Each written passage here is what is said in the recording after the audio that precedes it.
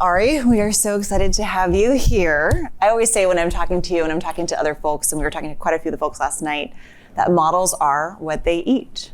And they're running out of food, believe it or not. So all puns aside, all jokes aside, large models are actually running out of data. And one of the biggest problems, which is plaguing today, that is one of the biggest problems plaguing AI researchers. The answer isn't more data, it's selecting higher quality data for more efficient training. Datology was founded just 14 months ago, so we're quite early in 2023, and is pioneering the development of advanced data curation tools that streamline the training of AI models. So Ari, who we have here, is the CEO and co-founder of Datology.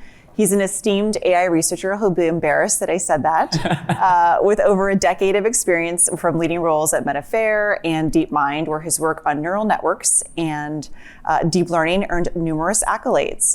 We were joking last night about, is it outstanding paper or best paper at NERPS? He'll talk to you a little bit about that, but just for some perspective, he won those awards, as well as there's over like 10,000 submissions to win that award. Is that right? Yeah. I think you said 15,000. Top few out of 10 or 15K. Yeah. So I think we're in good company here. His research has been cited over 7,000 times, and has significantly influenced the fields of self-supervised learning and neural network pruning. So welcome, Ari. I had to give that big preamble, but we're excited to have you here today. Thank you so much for having me. Yeah, great. Well, maybe just to kick things off, help us put this data problem into perspective. How big is the problem with training data? Does it affect every type of medium?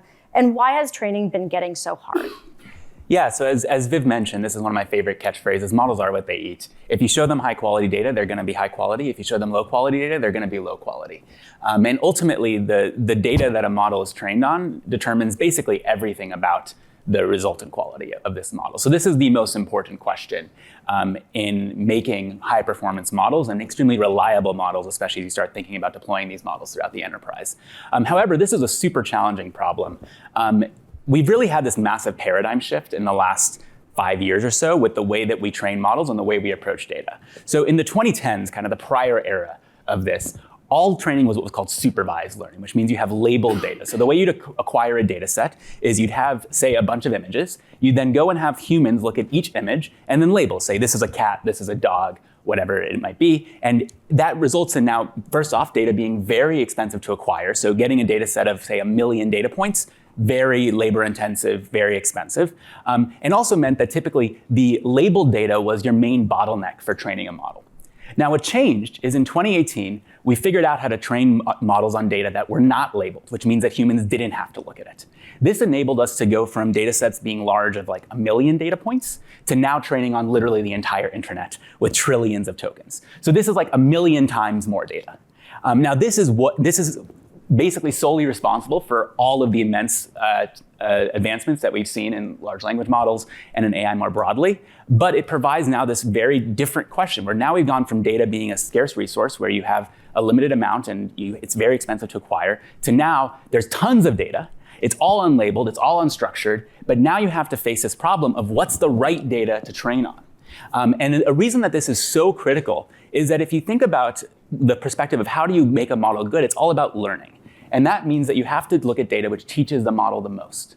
And if you imagine starting with a very small data set, the next data point that you see probably teaches you something new.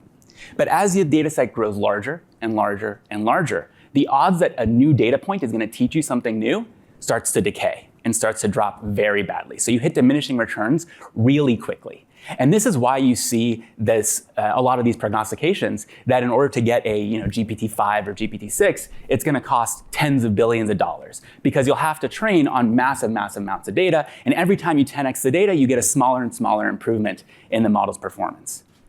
But that only happens if you're stupid about how you select your data, which mostly means random, which is, by the way, the state of the art for how everyone does everything. Any choice between I have a bunch of data, I want to train my model, it's all just random. I can't train on all of it. Let me take a 1% subset of it and I'll train on that.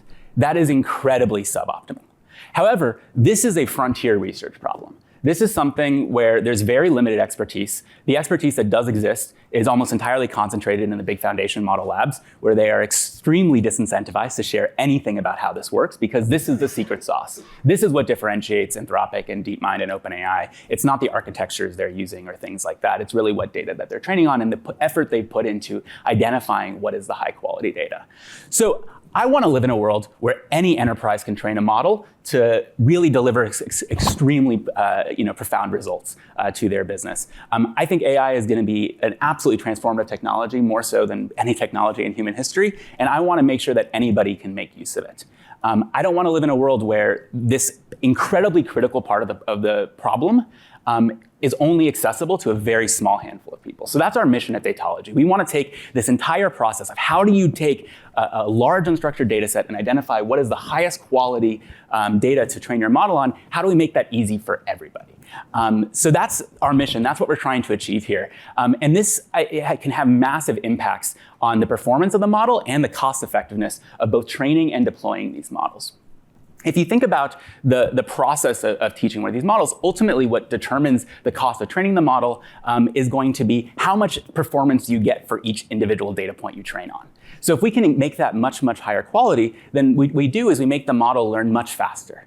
And that means that now you can reach the same performance in a much, much smaller compute budget. So we can cut the cost to train a model by as much as 90% plus. And that's where we are today. This is the worst we will ever be at this. We are getting much better with every passing month. And research is a core part of our company to make sure that we can continue to push those bounds. So the first thing is that you can massively reduce the cost of training one of these models, which I think will fundamentally change the cost-benefit analysis for many enterprises of whether or not it makes sense for them to do this for themselves. Second, you can get much better performance. If you can get a lot more per data point, then in the same amount of data, you can get a much more performant model, and that's going to be critical for reaching the reliability we need to.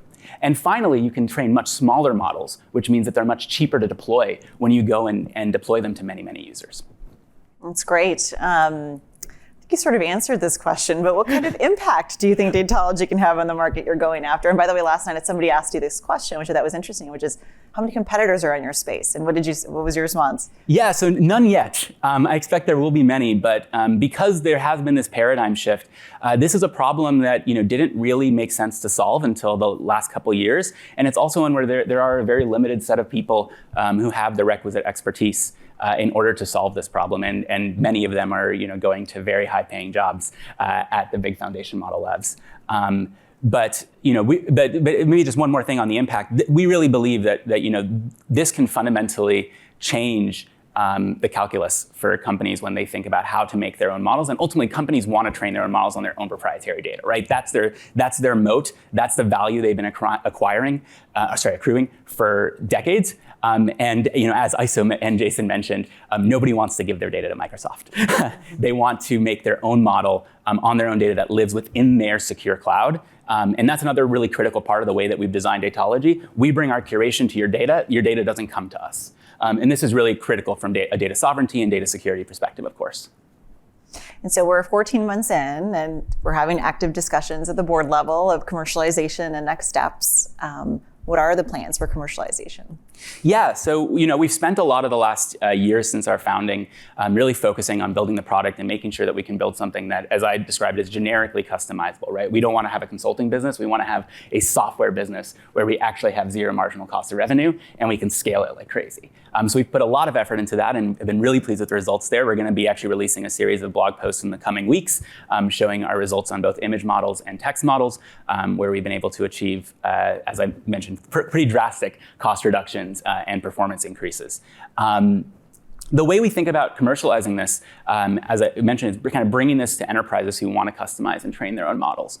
So this will be effectively a hybrid SaaS sort of model where we deploy to a customer's environment, and then every time that they train a model, they just get a much better training out of this. So if you think of this, it goes really hand in hand like peanut butter and jelly with training providers. So if you think of something like AWS SageMaker, which provides a really easy way for customers on AWS to train their own models, Datology would fit in very seamlessly with that. So it'd be a one-click deployment where now you get the training side automatically, and now you get all the data side automatically as well.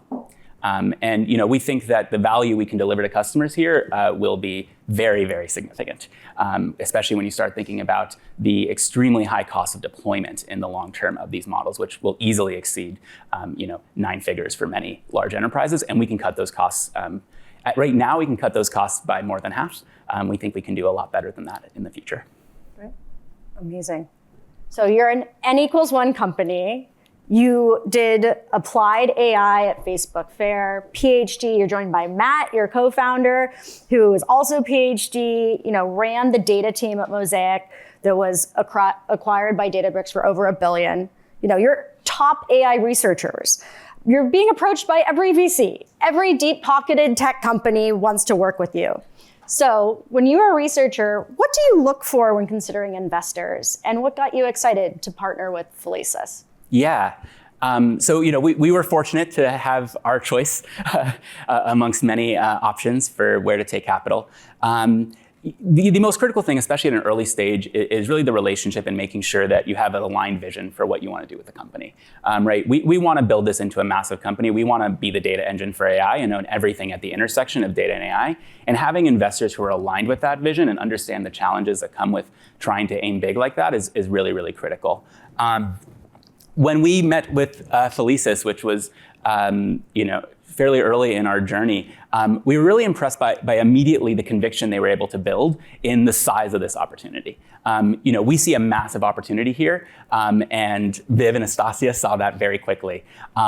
They did a bunch of research actually where they went and gave us anonymized transcripts of talking to a bunch of customers. And it was quite striking for us. Actually, it taught us something in the sense that we had thought at the time that one of our main roadblocks in GTM was going to be convincing customers that data quality matters. Turns out that's actually not the challenge in many cases. Everybody knows that data quality matters. The challenge is more about overcoming the challenges of realizing that you can do this at scale automatically for billions and billions of data points without humans. So that was super informative for us, really helped to craft our messaging. Another major thing was we thought about kind of the bench we had from our seed round, which was very deep technical investors, but really not as much deep GTM experience. And thinking about what we needed for our company, the experience that Viv and Astasia bring from a GTM perspective just is absolutely fantastic. And finally, I think all funds talk about how founder-friendly they are. Some are, some are not. But very few funds actually try to do something tangible to put their money where their mouth is with that. And I think the way Felicis has done that, both with the founder pledge and the additional 1% of founder funds, which we have made extensive use of for executive coaching, which has been tremendously helpful for us. I have grown more in the last year than I have in the 5 prior. And a lot of that has to do with the help and support that brought. So the combination of building that conviction really, really quickly, having that alignment, and having that personal rapport where when something goes wrong, I want to call Viv and Astasia because I know they're going to help me. I don't want to, I'm not feeling scared to call them, because things always go wrong. That's the joy of being a company. We're always hitting challenges, and having a team that is aligned with you and that you can really trust to be open with is just so critical to making this journey feasible. Fantastic. Well, Viv and I have had such a joy working with you. I want to thank you so much for coming and sharing Datology and your story with us, Ari. Thank you again for having me, and thanks for the wonderful investment. Yeah, and I know there's a lot more to come. Thanks, Ari.